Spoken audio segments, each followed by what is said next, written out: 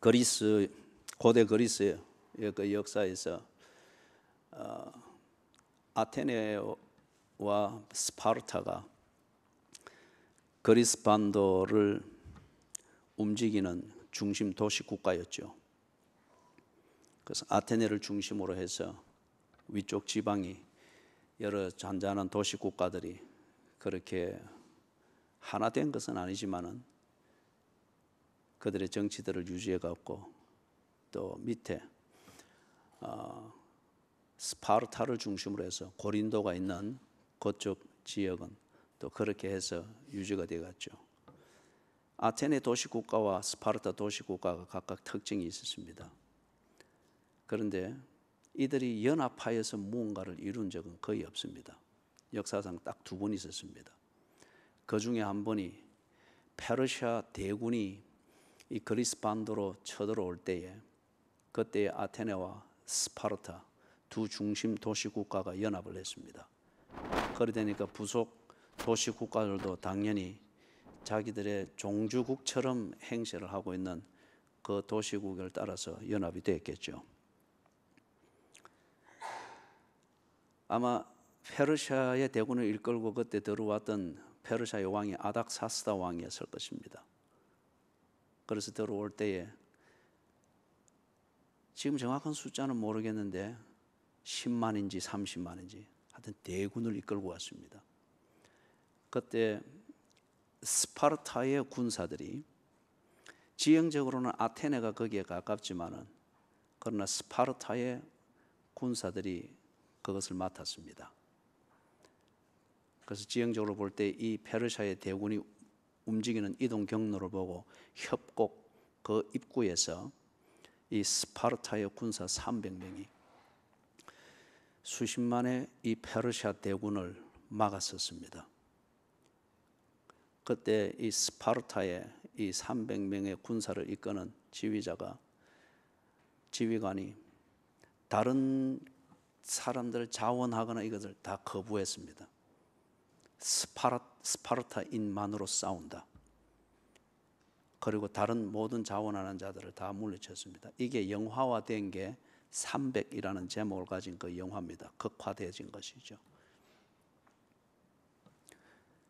싸웠습니다. 그리고 그들의 진격을 협곡에서 막았습니다. 그러나 워낙에 인구가 많기 때문에 사람의 힘으로 밀어붙여도 짓밟을 수 있겠으나 이 300명이 정예 부대가 막아냈습니다. 그런데 결국 무너지게 되는데 배신자가 있었습니다.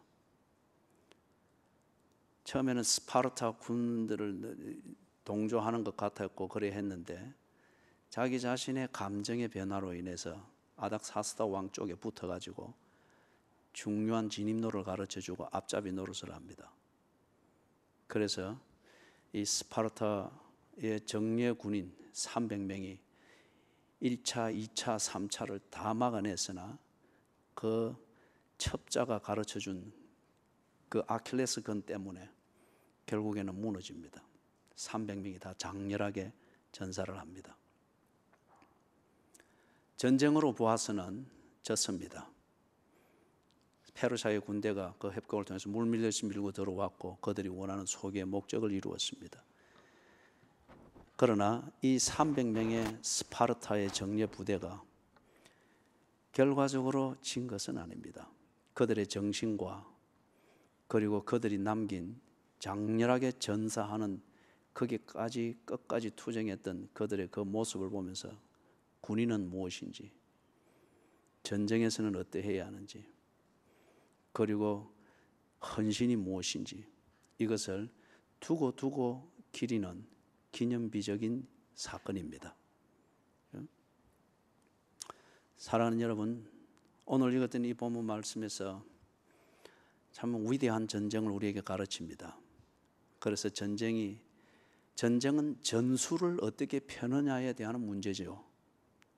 그래서 전술이 어떤 때는 인해 전술로서도 할 수 있습니다. 어떤 때는 게릴라전이 적절할 수도 있습니다. 어떤 때는 국지전이 전면전보다 나을 수가 있습니다. 어떤 때는 대군과 핵무기를 포함한 전적인 힘을 동원한 것보다는 스파르타의 300명의 전예 군인처럼 그렇게 움직이는 것이 기동성이 있고 적절한 효과가 있을 수가 있습니다. 문제는 이것이 우리에게 가르쳐주는 문제는 뭐죠? 전쟁은 이기기 위해서 하는 것입니다. 이기기 위해서 하는 전쟁이 언제나 군인들의 숫자, 무기의 다양성과 무기의 어떤 중장비로 무장이 되어 있는 어떤 이런 힘의 양으로 말하는 힘에 달린 문제만은 아니라고 하는 것을 우리에게 말해줍니다. 수십만의 대원이든 300명이든 중요한 것은 헌신입니다. 전장에 나가 있는 군인이 전장의 그 두려움을 극복을 하고 그리고 그 전장에서 치루어지는 전쟁의 목적 그리고 무엇보다도 자기가 속해 있는 그 편을 위하여서 죽음을 불사하고 어쩌면은 죽음에 대한 감각을 잊어버릴 정도로 헌신되어진 거기서 나오는 용맹, 거기서 나오는 민첩하게 일사불란하게 움직여주는 전술을 부리는 지휘관의 거기에 집중을 하면서 일사불란하게 움직여주는 전술적인 움직임, 이게 전쟁의 성패를 좌우하는 것임을 알 수 있습니다. 오늘 사사 기드온을 불러서 하나님께서 이 전쟁을 준비를 시킵니다. 오늘 이 본문을 볼 때에 여러분들이 기드온이 되어서 이 본문이 우리에게 주는 그 영감을 새겨볼 수 있기를 바랍니다. 여러분은 여러분 가정의 기드온일 수 있고 가장 근본적으로는 여러분의 인생이라는 그 전쟁 마당에서 여러분이 사령관인 기드온입니다. 기드온인 여러분이 무너지고 어떻게 생각하느냐, 어리석은 전술을 세우면 여러분의 인생은 반드시 지게 되어 있습니다. 여러분의 가정에서 어쩌면 막연하게 누군가 리더십을 발휘해 주기를 기다리지 말고 그래도 안 나타나는 것 같으면 여러분이 기드온으로 부름받아 가정의 그 절박한 문제를 해결해야 되는 책임을 가진 자인지 모릅니다. 교회를 사랑하는 여러분, 여러분이 이 교회의 기드온이라 생각을 하십시오. 그리고 오늘 이 말씀을 통해서 기드온인 여러분에게 하나님이 무엇을 말씀하시는지를 들으십시오. 이 나라의 형편을 보면서 이 나라를 위해서 무엇을 할 것인가를 두고서 막연하게 정의감을 불태우는 그런 시민이 되지 말고 이 나라의 문제가 무언가를 볼 수 있는 통찰력이 있다면 그 문제를 풀기 위한 기드온은 누군가 하는 질문을 던지면서 여러분이 어쩌면 이 나라의 이 형편을 여러분이 보는 그 문제를 풀어야 되는 기드온으로 부름받았다는 이 생각을 가져보십시오. 그리고 오늘 우리가 이 말씀을 함께 묵상을 하면서 하나님이 나를 부르신 그 일을 위하여서 행동해야 할 때임을 명심하게 되기를 바랍니다. 이스라엘 땅 가나안 남쪽 지역의 므낫세 지파가 차지한 땅입니다. 그리고 거기가 곡창지대입니다. 바로 그 밑에 남쪽에 에브라임 지파가 차지한 땅은 과수 재배가 아주 뛰어난 땅입니다.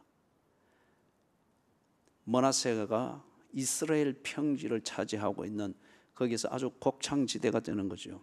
그런데 이 지역에 이 곡창지대에 지금 위기가 닥쳤습니다.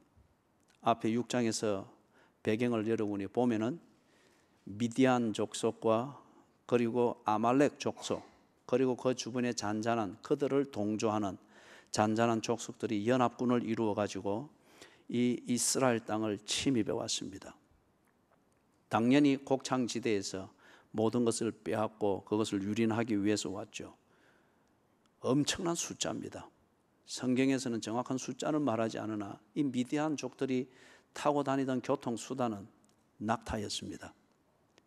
그래서 지금 가나안 땅에서 고고학적 발굴의 물에 의하면은 당시 이 미디안 족속들이 자기들이 타고 또는 군사용으로 사용했던 낙타를 장식했던 초성달, 이 장식품들이 발굴이 되어지고 그렇게 합니다. 그렇기 때문에 이 성경에서 말하는 이것은 역사적 사실 위에서 역사적 사건을 이야기를 하고 있는 겁니다. 수많은 이 무리들이 연합군을 이루어서 와서 진영을 만들고 무언가를 하고자 합니다. 이스라엘의 입장에서 보는 것 같으면 죽느냐 사느냐 이것의 결정이 될 수 있는 위급한 상황에 처해 있습니다.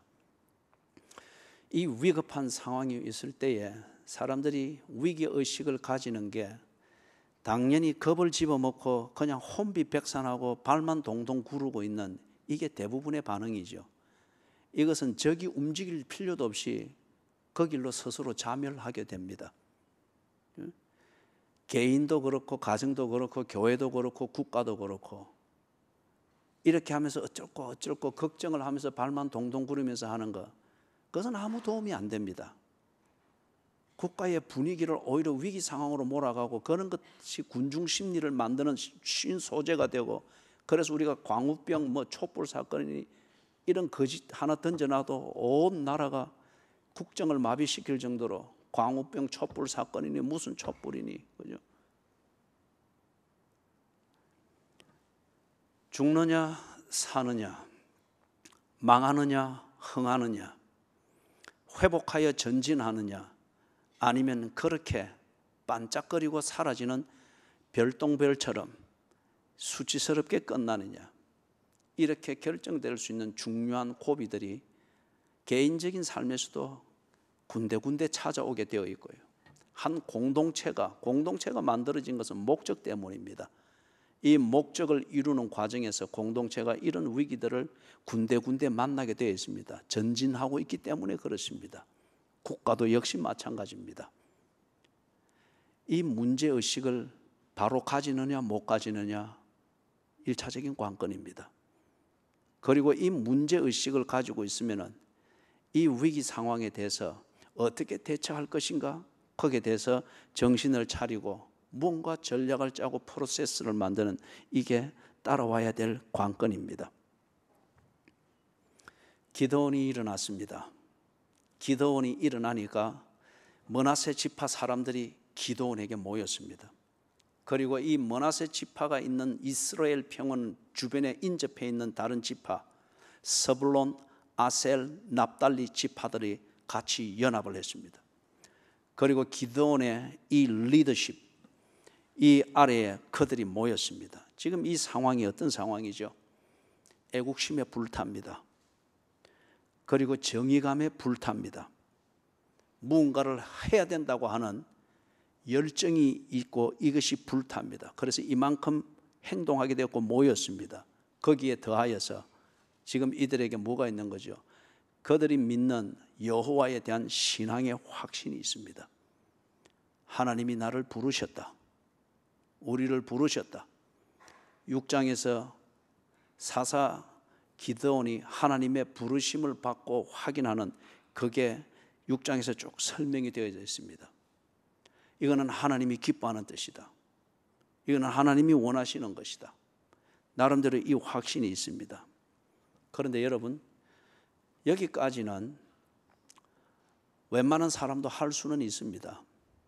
그리고 그 중에 누군가가 좀 더 열정이 특별하고 좀 더 통찰력이 있다면 포스터 역할을 할 수 있습니다. 그러나 여기까지가 전부인 것 같으면 애국심이 있고 정의감이 있고 그래서 열정으로 달아오르고 뭔가를 해야 된다. 그리고 기독교인이기 때문에 없던 열정도 내서 기도하고 몸부림을 치고 또 하나님이 우리를 이렇게 하셨다. 그렇게 해서 독야청청하는 것처럼 이렇게 하는데 그게 전부일 것 같으면은 그게 어떤 변화를 만들까요? 그게 문제를 해결하는데 어떤 도움이 될까요? 그게 죽느냐 사느냐 하는 망하느냐 흥하느냐 계속 전진을 하느냐 아니면은 수치스럽게 끝나버리느냐 이것이 결정될 만한 그 위급한 상황에서 이 정도로의 열정과 정의감을 가지고 모여서 우리는 이렇다 저거는 저러한다 어떤 이런 정도로서 구분이 되는 그 정도 같으면은 이게 그거는 문제를 해결하는데 어떤 도움이 될까요?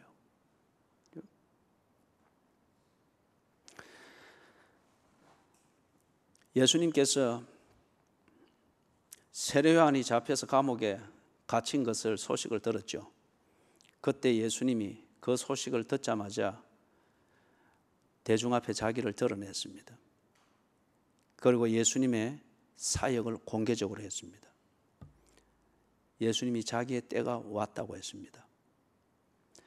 세례 요한이 준비해 나가던 하나님 나라의 사역, 이것이 세례 요한이 갇힘으로 말미암아서 그의 역할이 끝났다고 생각을 하고, 그 다음에 하나님 나라의 복음을 전가하는 이 사역이 계속 되어져야 될 그 일은 이제는 예수님이 선두에서 해야 될 때인 것을 알고 예수님이 이것저것 따짐이 없이 그대로 나섰습니다. 그리고 갈릴리에서부터 당신이 메시아이라고 하는 것을 드러내시면서 회개할 것을 선포하며 세례 요한이 준비해 오던 이 사역을 구체적으로 드러내면서 이루어 갔습니다.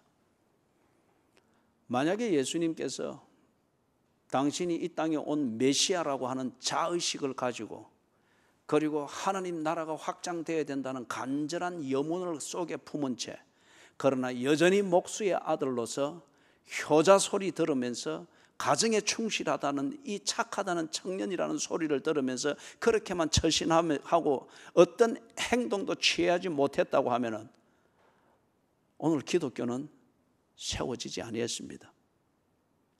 하나님의 나라는 예수의 자기 의와 자기 자신을 관리하고 세례 요한을 잡아 죽이는 세상을 정죄하면서 동시에 나는 그렇지 않다고 하는 자기 의 속에서 혼자 괴로워하고 하는 그것을 고상하게 여기는 그 정도로 끝나버렸을 거예요. 징기스칸이 가정에 충실한 아버지, 그리고 아이들과 몽고의 그 들판에서 잘 놀아주고, 그리고 양을 잘 치고, 그 다음에 이 몽고인들이 이 천막 같은 집을 때를 따라 옮기고 할 때 그게 무게가 엄청나잖아요. 이런 것을 잘 해주는 충실한 가장이고 능력 있는 그런 낙농인이었습니다. 힘도 있었죠. 참 가정적이었습니다. 그런데 어느 날 이 징기스칸이 소식을 듣죠.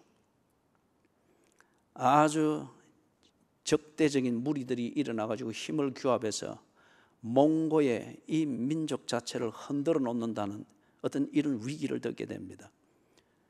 그때 이 징기스칸이 초연히 집을 떠납니다.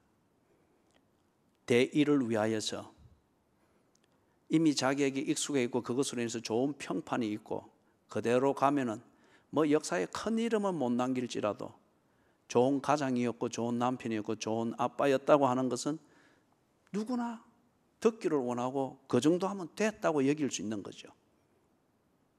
그러나 초연히 대의를 위해서 떠납니다. 나라를 지킨다는 명분으로.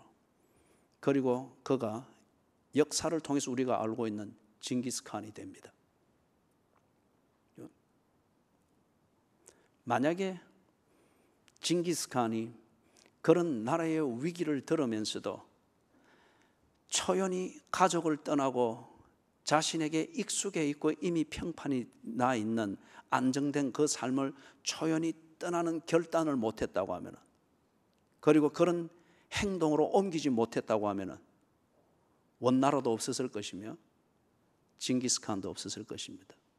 그냥 몽고 벌판 어느 곳에서 어디서나 볼 수 있듯이 아이들하고 시간 나면 오손도손 놀고 젖자고, 그리고 안전되게 가정 지키는 충실한 가장 한 명, 목동 징기스칸이 있었을 뿐일 거예요.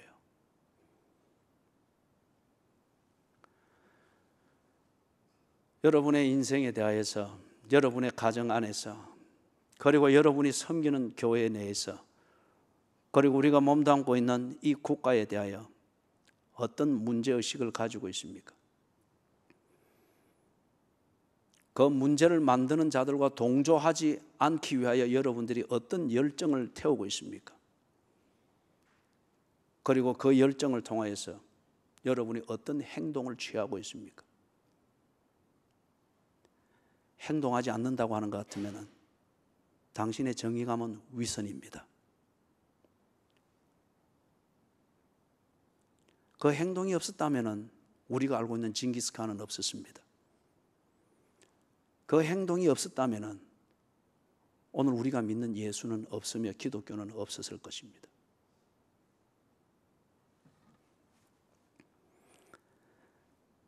기드온이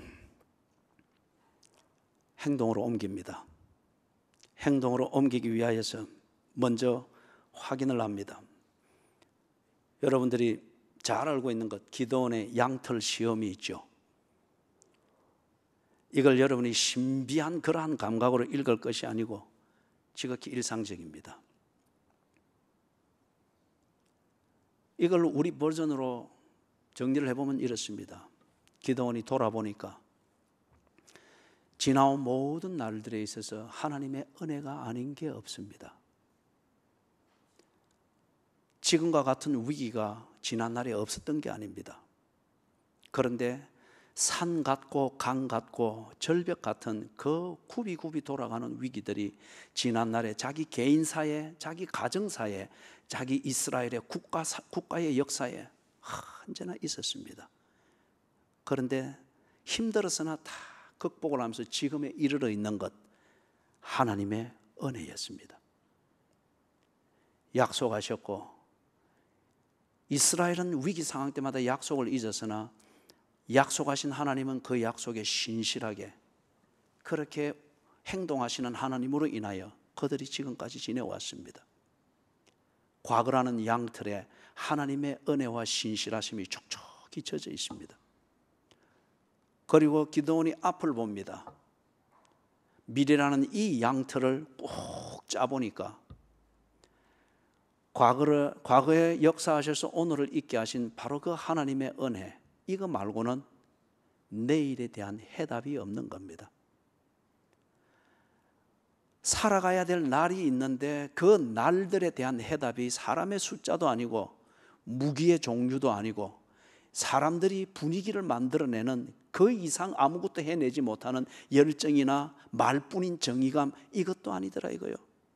지난 날에도 그래 했던 것처럼 미래라는 이 양털을 꼭 짜보니까 하나님의 은혜, 이것 아니고는 미래를 풀 해답이 없는 겁니다. 바로 그 하나님이 나를 부르셨고 바로 그 하나님을 만나는 오늘 나의 경험으로 이 소명을 가지며 이 정의감을 가지며 이 문제의식을 가지며 내가 무엇을 해야 할 것인가를 두고서 고민하면서 나는 비겁한 자인가 아니면 헌신할 수 있는 자인가를 두고서 고민하고 있는 자기 자신의 실체를 보는 거예요. 바로 그 하나님으로 인하여서 이 흥분됨이 있고 비겁한 자로 떨어지지 않기 위한 긴장이 있고 뭔가 정의감이 주는 이것을 따라서 행동을 해야 되면 그것 앞에서의 자신감을 잃어버리는 이 두려움이 있는데 이 모든 것의 원인이 바로 그 하나님인데, 하나님을 만났다고 하는 나의 이 경건인데 바로 그 하나님이 내 과거라는 양틀에 이슬을 내렸고 나의 미래라고 하는 이 양틀에 하나님이 이슬을 내린 거예요. 그렇다고 하면 오늘 이 지금, 오늘 이 자리, 지금 하나님으로 인하여 갈등하고 있는 것, 하나님으로 인하여 두려워하고 있는 것, 이것은 옳은 마음이라는 겁니다.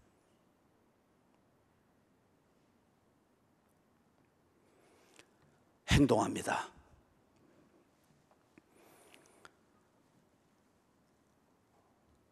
군사를 모집을 합니다. 이게 무슨 의미죠? 전쟁의 의지입니다. 정의감만으로는 이 문제가 해결이 안 되고 열정만으로는 이 문제가 해결이 안 되고 그런 명분과 추상을 공감하는 사람들이 모여서 애국단체를 만들고 자기들끼리 모여서 문제의식을 나누는 이런 것만으로는 되는 문제가 아니죠. 그 행동의 첫걸음이 전쟁을 하겠다는 의지입니다. 문제를 풀겠다는 거예요. 문제를 풀기 위해서 무언가를 하겠다는 거예요. 안 된다. 어떻게든 타협안을 찾아서 분뇨함이 없도록 해야 된다. 굴종적이더라도 평화를 유지해야 된다. 저기는 너무 많으니까 우리가 아무리 해도 그만큼 못 따라갈 테니까 안 된다. 이거는 의지가 아닙니다. 정의감을 가지고 열정을 불태우되 의지가 이렇게 가버리는 것 같으면 그 정의감이나 그 열정은 위선입니다. 우리 역사에서, 근대 역사에서 매국노들이 그랬잖아요. 나라를 살리기 위해서 그랬다. 우리 교단의 역사도 마찬가지예요.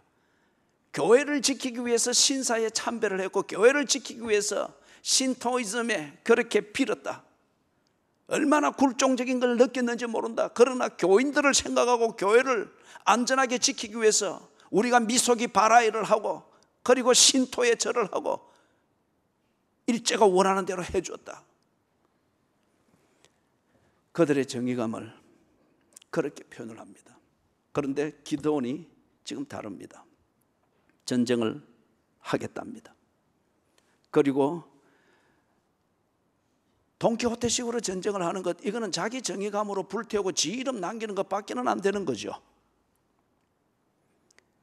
전쟁을 하면은 이겨야 됩니다. 전략을 세웁니다. 전략을 세운다는 건 뭐죠? 이기겠다는 거죠. 승리의 의지입니다. 전략을 세운다고 하는 이것을 오늘 읽었던 이 본문을 통해서 볼 때에 간단합니다. 지금 들어와 있는 미디안 족속을 중심으로 한 이 연합군을 이루고 있는 적들의 숫자는 어마어마합니다. 무기도 어마어마합니다. 그 당시 이 지금 이 기드온이 있던 이 당시 이스라엘 사람들은 철병기를 가지고 있지를 않습니다. 그런데 이 미디안과 그 연합군을 이루고는 적들의 무기는 상당합니다. 숫자도 어마어마합니다. 그렇기 때문에 전쟁을 불사하겠다, 그리고 전쟁만이 이 문제를 해결하는 길이다 확신을 했을 때에 이 전쟁은 이겨야 됩니다. 그런데 이 지금 연합군을 이루고 있는 적들의 숫자만큼 군사를 모집할 수가 없습니다. 그들이 가지고 있는 철병기를 구할 수도 없습니다. 그들이 낙타를 타고 다니면 이들이 조랑말이라도 타야 할 텐데 이런 기동성을 갖출 수가 없습니다. 그럼에도 불구하고 그 자원을 가지고 그것을 확보하는 것에 따라서 뭔가 전쟁과 전술을 펼치겠다, 이거는 백전백패입니다. 이미 미디안의 손 안에서 전쟁을 하겠다는 것이죠. 기드온이 이 사고방식에서 벗어납니다. 이 패러다임에서 벗어나서 숫자로는 싸움이 이미 지는 거죠. 무기의 힘으로는 이미 안 되고 전쟁 자체가 안 되는 겁니다. 그래서 전혀 다른 전술을 세웁니다. 그러면서 보니 먼저 군사들을 선별을 합니다. 일반적 징집을 하지 아니하고 막연한 애국심과 명분의 어떤 그런 정의감을 가지고서 구름대처럼 몰렸습니다. 22,000여 명이 모였습니다. 그렇지만 명분으로 전쟁이 되는 건 아니지 않습니까? 십자군 전쟁 때도 십자군은 그 명분을 가지고서 예루살렘 탈환을 위해서 모였지만 가는 길에 거의 다 죽고, 가는 길에 거의 다 도망가고, 병 걸리면 다 도망가고, 실제로 예루살렘에 당도했으니까 이 이슬람 무리들하고 싸울 전사들이 거의 없더란 말이에요. 그래서 기드온이 전쟁에 나갈 만한 자, 자신이 전쟁을 해야 된다는 이 목적과 이 목적을 이루는데 필요한 전술을 펼치는데 일사불란하게 움직일 수 있는 이 사람들을 선별하여 뽑습니다. 이게 전술의 지금 전략의 기본입니다. 사람의 숫자에 연연하지 아니했습니다. 그런 헛개비에 휘둘려서 기죽거나 해보고 안 되니 이 전쟁은 안 된다, 아예 안 되는 헛된 전략에서 움직이지 않고 있습니다. 대단히 중요하죠. 그래서 먼저 명분을 가지고 모이고 막연한 애국심으로 모여서 막 분위기를 띄우고 먼지만 피우고 있는 이 오합지졸들을 가려내죠. 맨 먼저 뭘 합니까? 두려워 떠는 자는 돌아가십시오. 당신의 명분과 명분을 위해서 뭔가를 하고자 하는 것 존중합니다. 그러나 전쟁은 다릅니다. 두려워 떠는 자는 돌아가십시오. 과반수가 돌아갔습니다. 사랑하는 여러분, 구경꾼들이 대개 다 이렇습니다. 구경꾼들은 분위기를 만들고 선동을 하는데 용감하지, 그들이 칼을 들고 총을 들고 싸움을 향해서 전선으로 발을 딛는 데 있어서는 구경꾼들은 언제나 뒤로 빼는 데 전문가들입니다. 남을 싸우게 해놓고 지는 언제나 구경하기 좋은 자리로 빨리 피해서 언제나 안전하게 구경하면서 즐기는 것, 이걸 구경꾼들이 아주 잘합니다. 그들은 전쟁에서 반드시 배제되어져야 됩니다. 그렇다고 해서 그들이 므낫세 지파 아닌 게 아니고 므낫세 지파에게 주는 권리를 안 주겠다는 게 아니에요. 그러나 싸움에는 관여하지 말라는 거예요. 그들이 싸움에 관여하면은 사기를 진작시키기보다는 두려움을 퍼뜨리는 바이러스들이 됩니다. 자매라는 것이죠. 예수님의 제자들인 줄 알았습니다. 그런데 예수께서 잡히시고 이제 더 이상 제자들 눈에 볼 때 무기력 그 자체로 보일 때에, 새벽에 잡혀서 끌려가는 것을 볼 때 제자들이 다 도망갔습니다. 예수를 버리고 다 도망하니라. 사랑하는 여러분, 여러분의 가정의 문제, 개인의 문제, 명분만 가지고 되는 것 아닙니다. 어떻게 해야 되는데 쩌쩌거리는 거로 되는 게 아니죠. 싸워서 해결할 것 같으면 팔 걷어붙이고 싸워야 됩니다. 잠과 싸우고 게으른 체질과 싸우고, 그리고 늘 안 된다, 그래서 자기의 어려움을 합리화시키고 미화시키는 이 비급함과, 체질화된 비급함과 싸워야 됩니다. 싸울 것 같으면 이기도록 싸워야 됩니다. 교회도 마찬가지입니다. 주여 주여 한다고 교회가 교회다워지는 것 아닙니다. 교회의 대개는 구경꾼입니다. 구경하십시오. 교회가 어떻게 역사하는지를 구경하십시오. 구경꾼을 두고 비난하면서 싸움의 본질과 초점을 놓쳐서는 안 됩니다.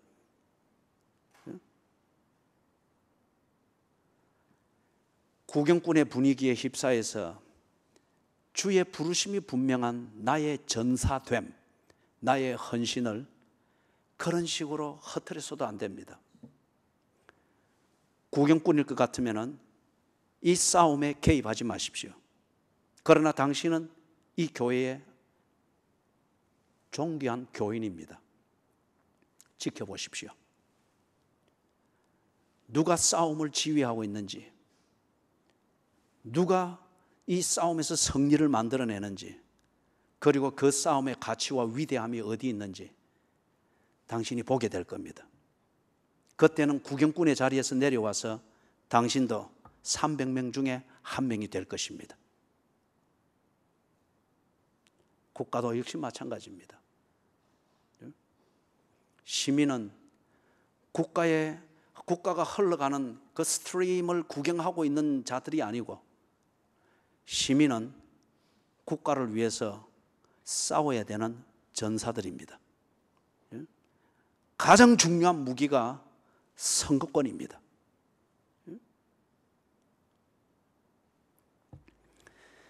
두려워 떠는 자는 돌려보냈습니다. 가정이든 교회든 국가든 여러분의 개인의 삶의 자리든 꿍꿍거리고 군소리가 많을 것 같으면 당신은 싸울 사람이 아닙니다. 구경하십시오. 안전한 곳에서. 그리고 꿍꿍대고 신음소리 내는 걸 들리지 않도록 하십시오.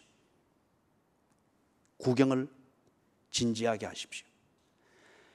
부름을 받은 자일 것 같으면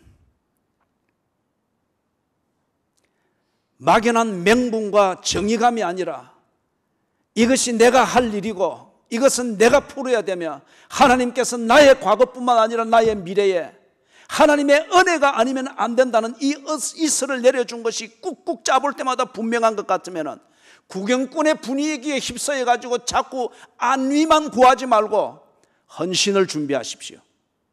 죽을 각오를 하시라는 거예요. 죽지 않고 어떻게 살아납니까?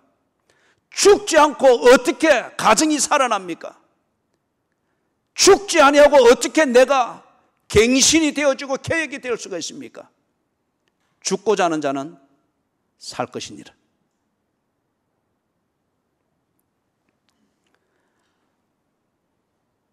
기드온이 또 가려냅니다. 이것은 대단히 중요한 문제입니다. 개가 핥아 먹듯이 물을 핥거나 무릎을 꿇고 물을 핥아 먹는 자는 다 배제하라고 그렇게 합니다. 이 사람들은 적극적인 사람들입니다. 화끈한지는 모르나 이 사람들은 어떤 상황이 되면 그냥 그 상황에서 목적을 잃어버리고 처신해버립니다. 즐거움, 플레저리즘, 이게 이 시대의 화두가 되죠. 즐거우면, 감각적으로 즐거우면 모든 것이 다 합리화되어지고 그게 전략이 되고 전술이 됩니다. 데리고 갔습니다. 시험 삼아 데리고 갔는데 목이 마르고 뭐 이렇게 좀 훈련받고 목이 마르고 답답하고 물을 보니까 막 와 한번 놀자 막 퍼지고 뛰어들어가고 물 마신다고 정신이 없습니다. 하나님께서 기드온에게 통찰력을 주셨어요. 저런 자들은 다 배제해라. 와, 지 기분대로 하는 사람들이다. 좋은 기분이든 슬픈 기분이든 적극적인 기분이든 아니면 부정적인 기분이든 어떤 상황이 주어질 때에 거기서 느끼는 대로 행동할 사람이라는 거죠. 전술을 펼칠 때에 이런 사람들은 아무리 화끈하고 용맹하다 할지라도 이런 사람들은 전술을 펼치는 데는 합당하지 않는 거예요. 전술을 펼칠 때는 지휘관의 전술이 그 입에서 나오는 지휘관에게 주목해야 됩니다. 옆에서 포탄이 떨어져도 방아쇠를 당기지 말아야 할 때는 기다릴 줄 알아야 됩니다. 지금 적들이 수많이 되고 미디안의 이 족속들은 낙타를 끌고 와서 지금 장비도 엄청난데 이들이 한번 들고 털고 일어나는데 복병에 있다가 거기에 놀래가지고 던진다든지 거기에 놀래가지고 어떻게 이게 전부 다 망하는 거예요. 사랑하는 여러분, 독일이 프랑스를 침공할 때에 참 어디를 길을 잡아서 진입로를 잡아서 프랑스를 들어가야 될지 난감한 거예요. 그런데 한 첩자가 딱 물어준 게 있었습니다. 프랑스의 국경, 독일과 인접해 있는 국경 중에 마지노라는 데가 있는 거예요. 이 마지노라고 하는 곳에 뭔가 공사를 하는데 거기에 맡아 있던 사람들이 벙커를 짓고 할 때에 이 맡아 있던 사람들이 부실 공사한 것을 저것끼리 이야기를 하면서 자랑삼아 이야기한 거예요. 그래서 이런 걸 남기고 이런 걸 남기고 적인 독일이 들을 때에는 그 첩자가 들을 때는 여기에 포탄 쏟아부으면 이거는 당장 무너지는 거예요. 그 기밀이 나간 거예요. 독일이 마지노를 공격했습니다. 그래서 우리가 흔히 표현하는 마지노선이 무너진 거예요. 독일이 들어갔습니다. 사랑하는 여러분, 기분 따라 움직여 뭐 용맹하고 뭐 단체를 사랑하고 뭐 어쩌고 하지만은 입이 가볍고 나발거리기를 좋아하고 지 기분 따라서 오만 것들을 다 그렇게 하는 거, 물에 퍼지고서 막 물 꾹꾹꾹 막히면서 전쟁인지 아닌지도 모르고 기분 내고 그것이 뭐 분위기 살리는 이런 사람은 전쟁에 합당하지 않다는 거예요. 돌려보내라는 거예요.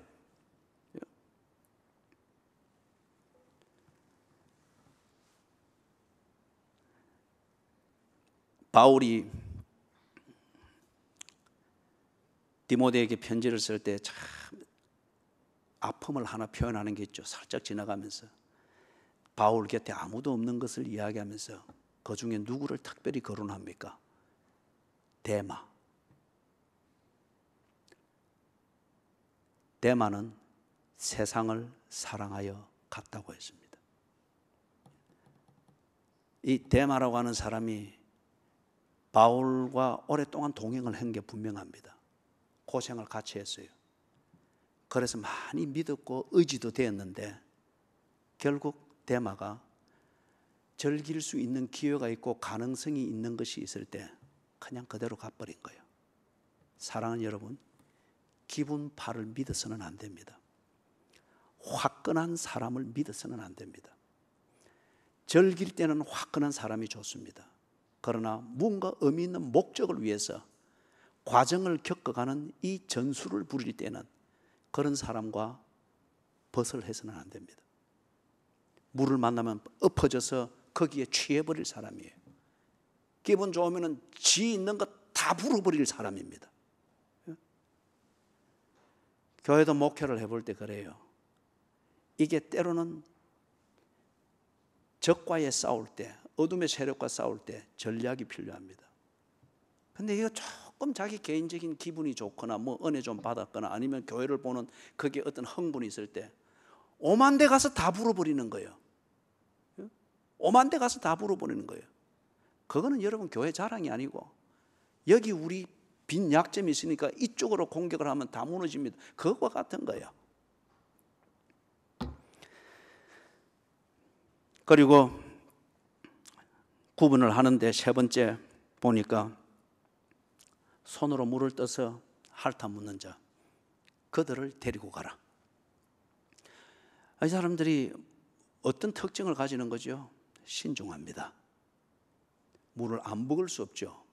그러나 목적을 잊어서는 안 됩니다. 지금 우리가 어떤 싸움을 위해서 모였는가, 이걸 잊어서는 안 됩니다. 이 싸움을 위해서 우리가 어떤 대가를 치르기 위해서 준비하고 있는가, 이걸 잊어서는 안 된다는 거예요.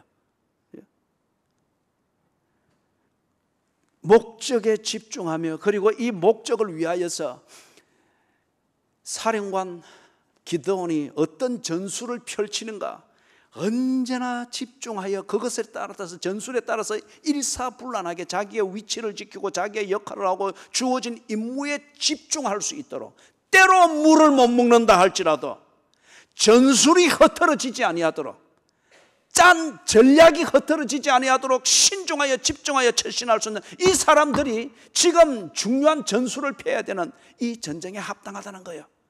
그렇게 빼보니까 10,000명도 안 되고 1,000명도 안 되고 겨우 300명이었습니다. 수만 명이 모인 이 중에서 겨우 300명이었습니다. 무찔러야 할 적들은 수만입니다. 엄청난 무기를 가지고 있는데, 그러나 기드온이 이것을 두고서 겁을 집어먹거나 그래야 하지 않았습니다. 오히려 전술에 더 집중하면서 신중할 수 있었습니다. 전쟁이 일어났죠.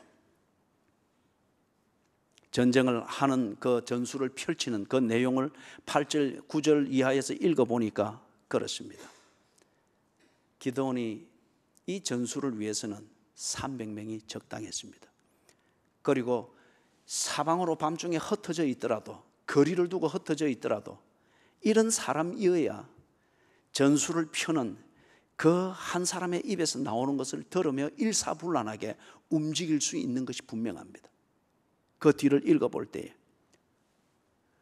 흩어져서 밤에 횃불과 항아리를 들고 이랬는데 뭐 이 대군들이 있는 것을 보면서 혼자 주눅이 들어서, 그죠? 항아리 깨버리고, 그러면 이거 뭐 300명 다 죽는 거예요. 손으로 물을 떠서 신중하게, 그런 가운데서도 무장 해제하고 즐길 수 있는 가운데서도 기분에 휩쓸리지 아니하고 목적에 집중하는 이 신중함이 있는 사람, 그런 사람이면 두려워서 벌벌 떨더라도 전술에 집중하면서 자신의 해야 될 일과 타이밍을 맞추어 갈 것입니다. 숫자적으로 절대적으로 열세인 이런 상황을 전장에서, 그 전쟁의 현장에서 그것을 확인하게 됐을 때 이거는 싸우나마나 안 되는 것이다. 십자군이 예루살렘으로 가는 도중에 이리 도망가고 저리 도망가고 하듯이 그런 식으로 중간에 다 도망가 버리면은, 가다가 붙잡히면 이거 첩자돼서 다 불어버리는 거잖아요. 기드온의 이 전술은 어떤 형식주의든지 아니면은 그 뭐 율법주의든지 이런 것으로서 우리끼리라는 어떤 이런 게 아니고 이 전술을 위해서는 가장 적절한 선택입니다. 그래서 숫자든지 어떤 이런 것을 과감하게 딱 정리를 하면서 목적을 이룰 수 있는, 여기에 집중하여 있는 어떤 지휘자의 그 모습을 봅니다. 사랑하는 여러분, 여러분의 개인사든지 가정이든지 교회든지 국가에 대해서 여러분이 그리스도인으로서 가지는 문제의식이 있고, 이 문제가 여러분의 사활을 결정하는 그 중요성을 알게 하고 그런 부담을 가지고 있다고 하면 이 문제를 풀기 위해서 행동하셔야 됩니다. 그 행동을 만들 때에 남들이 다 하듯 그렇게 따라하려고 하지 마십시오. 하나님이 주시는 지혜를 가지고 여러분의 번득이는 문제의식, 그것을 잘 분석하여 이길 수 있는 전술을 만드십시오. 이길 수 있는 전술을 만드십시오. 이 기드온의 경우는 그 이기는 전쟁은 사람의 숫자가 아니었고 헌신이었습니다. 목적에 집중되어진 헌신, 이것이 그 승리를 만들어냈습니다. 예를 드리고 마칩니다. 코넬리우스 스키피오라고 하는 주전 3세기에 로마의 젊은 장교의 이름을 여러분이 아는지 모르겠습니다. 지금도 영어 이름에 보면 코넬리우스라고 하는 이 이름이 들어가죠. 로마의 명문 가문입니다. 이 스키피오라고 하는 이 장군이 바로 그 가문이었는데, 이 사람이 나중에는 어떤 별명을 가지는가 하면은 스키피오 아프리카누스, 아프리카를 정복하고 징벌한 그런 스키피오라는 거죠. 왜 그 이름이 붙은가 하면은 이 스키피오가 한니발 장군을 아시죠? 한니발 장군에 의해서 촉발되어진 카르타고와 그 다음에 로마 사이에 있었던 포에니 전쟁을 종결지은 그런 로마의 장교입니다. 한니발 군대를 무찌르고 그리고 카르타고를 징벌하여서 초토화시켰습니다. 3차에 걸쳐서 이어지던 이 포에니 전쟁을 그리고 종결을 지었습니다. 그래서 그에게 그것을 기리고 존경하는 의미에서 이름을 이렇게 붙여준 거예요. 스키피오 아프리카누스. 아주 탁월한 전술을 펼친 사례가 지금도 사관학교에서는 전술학을 공부할 때에 모델로서 보기도 합니다. 한니발이 펼친 전술도 보고 스키피오가 펼친 전술도 봅니다. 스키피오가 펼친 전술 중에 하나가 한니발 장군과 맞닥뜨려서 싸울 때 군대들이 양쪽 이쪽 이래서 5만 한 7만 이리 될 때 이게 엄청나잖아요.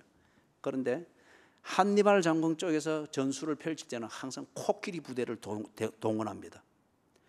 코끼리가 그 시대는 지금과 같은 탱크의 역할을 하는 거죠. 코끼리가 막 한 20여 마리가 가운데로 쫙 진격해서 밀고 나면은 앞에 전열이 다 흩어지는 거예요. 그때 여기서 전열을 가다듬은 보병 부대들이 진격하고 기병이 진격하면서 흩어져 있는 적들을 그대로 그냥 쑥밭으로 만들어 버리는 거예요. 이 탱크 역할을 하는 코끼리 부대를 아주 그래서 요긴하게 쓰는데, 이 스키피오 아프리카누스가 한 번은 이 전술을 펼칠 때에 코끼리 부대를 맞이하는, 코끼리가 달려올 때에 이 코끼리가 직선으로 지나가니까 이 보병들을, 앞에 막는 보병들을 딱 열을 세워서 그 사이로 코끼리가 지나갈 수 있도록 열을 만든 거예요. 그리고 그때 세우는 이 보병들은 가장 용맹한 자, 전장에서 가장 많은 경험이 있는, 가장 노련하고 노른자와 같은 이 군인들을 뽑아서 그 가운데 딱 세운 겁니다. 그리고 명령한 거예요. 코끼리 발에 짓밟히더라도 네 자리를 떠나지 마라. 이 정예 부대, 이 로마 군인들이 그 가운데서 창과 방패를 들고 딱 지킨 거예요. 코끼리가 오면서 기대했던 그 열로 아니고 저들이 서 있는 곳으로 올 때도 창으로 찌르고 그리고 밟혀 죽으면서 지켜낸 거예요. 결국에는 이들이 창으로 찌르고 활을 쏘고 해서 코끼리들이 거기에서 상처를 많이 입게 되니까 코끼리가 막 화가 나가지고 이리저리 돌아다니면서 코끼리 부대의 전술이 안 되는 거예요. 나중에는 카르타고 진영까지 오는 거예요. 대기에 있던 기병들이 양옆으로 돌아가고 보병들이 진격을 하면서 한니발 장군 부대를 무찔러 버렸습니다. 주된 공은 가운데서 코끼리의 발에 짓밟히면서도 그 전열을 흩뜨리지 아니하고 버티고 서 있으면서 창으로 활로 코끼리를 무찔렀던 그 보병들이었습니다. 알렉산더 대왕이 마케도니아를 대륙을 정복을 하고 에게해를 넘어서 터키 땅을 밟으면서 동진을 했죠. 터키의 한 성을 점령할 때에 은빛 헬멧을 쓴 알렉산더 대왕이 선두에 서서 그 알렉산더 부하들이 쫙 갈 때 알렉산더가 많은 군인을 끌고 다닌 건 아니었거든요. 성문을 걸어 잠그고 그들이 결코 항복을 거부합니다. 싸우겠다 합니다. 그때 알렉산더가 다른 큰 것 하지 아니하고 보병들을 한 줄로 딱 세우고 보아라, 우리 군인들이 어떤 정신을 가지고 있는지 보아라. 그런 다음에 한 줄로 세운 다음에 앞으로 갓, 군인들이 착착 전진해 나갑니다. 쭉 가다 절벽이 있습니다. 멈추지 않고 그대로 갑니다. 그대로 떨어지고 그대로. 그리고 어느 땅에 딱 멈추었습니다. 그리고 어떻게 할 때냐? 성에 있던 사람들이 항복을 했습니다. 알렉산더 대왕과 함께 하고 있는 그 군인들의 그 임전태세, 전쟁을 위해서, 승리를 위하여서 일사불란하게 움직이는, 죽음도 그들에게는 아무 문제가 안 되는, 오직 명령에 복종하며 전술에 일사불란하게 움직이는 이걸 보면서 그들이 그냥 손을 들어버린 거예요. 성문 다 열어줬습니다. 사랑하는 여러분, 스키피오 아프리카누스의 군대처럼, 그리고 알렉산더의 군인들처럼, 기드온의 군인들처럼 여러분이 만들고 여러분이 헌신한 그 전술에 집중하십시오. 여러분이 아니면은 그 목적을 이룰 수 없는 그것을 위하여 여러분이 헌신해야 합니다. 여러분의 개인사든 가정이든 교회든 국가든 코끼리의 발 앞에서도 움직이지 않던 군인 정신으로도 버텨냈다고 하면 기도한다고 하는 사람들이 어찌 조금 어려움이 있으면 기도 자리에 보이지 않고 하나님을 믿는다고 하는 사람들이 조금 감정적으로 불편하고 어려우면 징징대고 엄살 부리고 또 조금 위기가 왔다 싶으면 내 계산에 안 맞을 뿐이지 그래서 위기인데 그러면 안 된다느니 뭐 이렇게 해서 주저앉자느니 어떻게 하자느니 그렇게 해서 무슨 싸움을 하겠습니까? 그렇게 해서 어떻게 승리를 기대합니까? 비급한 자가 그래도 편안하게 사는 것은 그 시대에 그냥 사각지대일 뿐입니다. 사랑하는 여러분, 코끼리 발과 같은 위기가 여러분 앞에 닥쳐와도 기도의 창을 들고 그 자리를 지키십시오. 코끼리 떼와 같은 것이 여러분 앞에 와서 꽈리를 털고 앉아서 노려보고 있다 할지라도 하나님을 믿는 사람답게 말을 지키고 생각을 지키고 삶을 지키고 수준을 지키라는 거예요. 마귀는 절대 여러분을 해하지 못합니다. 해할 것 같은 위협을 할 뿐이에요. 어찌 그 위협 앞에서 스스로 창을 버리고 기도의 방패를 버리고 말씀의 검을 버리고 성도의 수준을 버리고 혼비백상 달아나는 미디안 적들처럼 그렇게 행하느냐 말이죠. 그리고 어떻게 복받는 가정을 기원을 하고 아름다운 교회를 기원을 하고 평화로운 국가를 기원을 하느냐 이거죠. 그죠? 스키피오 아프리카누스, 알렉산더 대왕, 사사 기드온, 그리고 아닥사스다 왕이 끌고 온 페르시아의 10만 아니면 30만 그 대군 앞에서 버텨내던 스파르타인 300명의 용사 기억을 하십시오.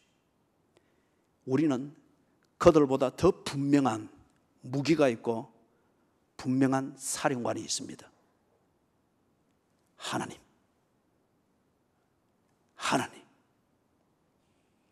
그럼에도 불구하고 늘 사는 모습이 질이 멸렬했어야 되겠습니까? 싸우지 않고 해결될 수 없다면 전쟁을 선포하십시오. 전쟁을 할 것 같으면 이기도록 하십시오. 전쟁을 위해서 전술을 펴었거든 기분대로 움직이지 말고, 적극적으로 움직이지 말고 전술에 맞도록 움직이십시오. 때로 죽음보다 무서운 위기를 견뎌내야 되는 그 싸움일 수 있습니다. 그러나 버티십시오. 하나님이 펼치는 전술은 반드시 이깁니다. 기도합시다. 하나님, 우리의 비겁함과 옹졸함을 용서해 주시고 그렇게밖에 생각하지 못하고 그렇게밖에 처신하지 못하는 우리를 불쌍히 여겨 주시옵소서. 잘 살고자 하는 마음, 승리를 노래하고자 하는 마음은 간절하나 명분뿐이지 행동을 만들기에는 너무도 비겁하고 너무도 어리석고 너무도 근시한 적입니다. 하나님이여, 한 지휘관을 믿고 따르던 군인보다도 못한 그 의식과 정신이 우리를 사로잡고 있습니다. 하나님, 코끼리 발도 버텨내는데, 창자로 하나로 버텨내는데 사탄의 권세를 기도의 권능을 가지고 있으면서도 버텨내지 못하는 우리의 나약함을 불쌍히 여겨 주시옵소서. 주여, 이제는 저들이 기도원 되게 하시고 하나님을 경험한 자 되게 하시고 하나님이 주시는 은혜를 힘입어 싸워야 되는 것 같으면 이기는 싸움을 하게 하시고 전술을 세울 수 있는 담대함과 지혜를 주시고 전술을 펼쳐나갈 수 있는 확신과 용기와 담대함과 그러한 주님 소신들을 허락해 주시옵소서. 하나님이 만들어내시는 승리를 저들의 안방에서부터 이 국가에 이르기까지 하나님의 승리를 보게 되게 해 주시옵소서. 예수님의 이름으로 간절히 기도드리옵니다. 아멘. 자리에 일어나셔서